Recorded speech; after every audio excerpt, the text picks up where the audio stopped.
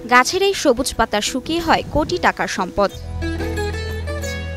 একবার এই গাছ লাগালে দিনে দিনে বাড়ে আয়। শুরুতে কম হলেও ধীরে ধীরে বাড়ে লাভের পরিমাণ। যখন আমরা একটা ধানের খেতে লাগাই চারপাশে, প্রথম বছরে আমরা হয়তো 15-20 হাজার টাকা বিক্রি হয়। পরের বছর থেকেই মনে করেন যে আস্তে আস্তে এটা যত বছরই যাবে তত বছর শুধু লাভ আর লাভই হবে। তেজপাতার এসব গাছ রোপণ করতে নেই বাড়তি ঝামেলা। বাড়ির অল্প জায়গায় বা ধান ক্ষেতের পাশে লাগালেও ভালো ফলন দেয় এই গাছ।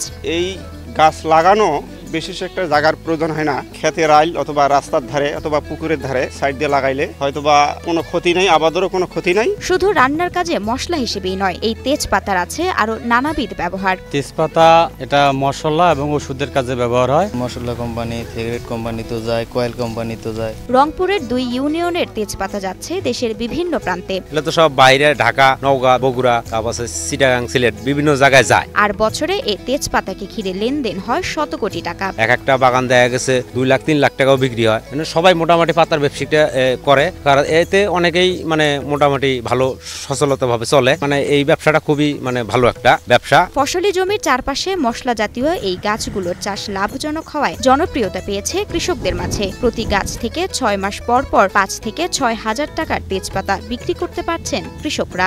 এখন আপাতত আমরা 4,000 টাকা মনে বিক্রি করতেছি। এটা যারা এই যে এখানে পাতা সংগ্রহ করে ঢাকায় নিয়ে যায়, বড় বড় কোম্পানিতে দেয়, তারা মশলা হিসেবে এরা বিক্রি করে, বিভিন্ন হোটেলে মোটেলে রেস্টুরেন্টে এখানে দিয়ে দেয়। হাজারো কৃষকের ভাগ্য বদলে দিচ্ছে তেজপাতা। রংপুরের কাউনিয়া উপজেলার টেপা, মধুপুর এবং পীরগাছার অনন্তনগর ইউনিয়নের কৃষকরা তেজপাতা চাষ করে এখন স্বাবলম্বী।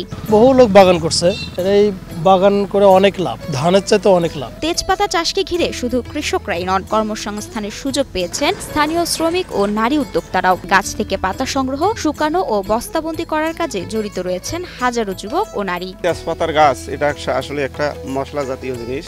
এটা ওই যে ব্যাপারীটা বিভিন্ন জায়গায় থেকে কিনে নিয়ে আসে আমাদের এখানে, যে চাতালে মারাই করে শুকায়। শুকানোর পরে এখানে বস্তা প্যাকেট হয় 60 থেকে 65 কেজি। রংপুর কৃষি সম্প্রসারণ অধিদপ্তরের তথ্য অনুযায়ী এবার জেলায় 120 হেক্টর জমিতে তেজপাতার চাষ হয়েছে। সরকারি সহযোগিতা পেলে এই সম্ভাবনাময় কৃষিখাত দেশের অর্থনীতিতে বড় অবদান রাখতে পারে। সে লক্ষ্যেই কাজ করছে বলে জানান জেলা কৃষি সম্প্রসারণ অধিদপ্তরের অতিরিক্ত উপপরিচালক হাবিবুর রহমান।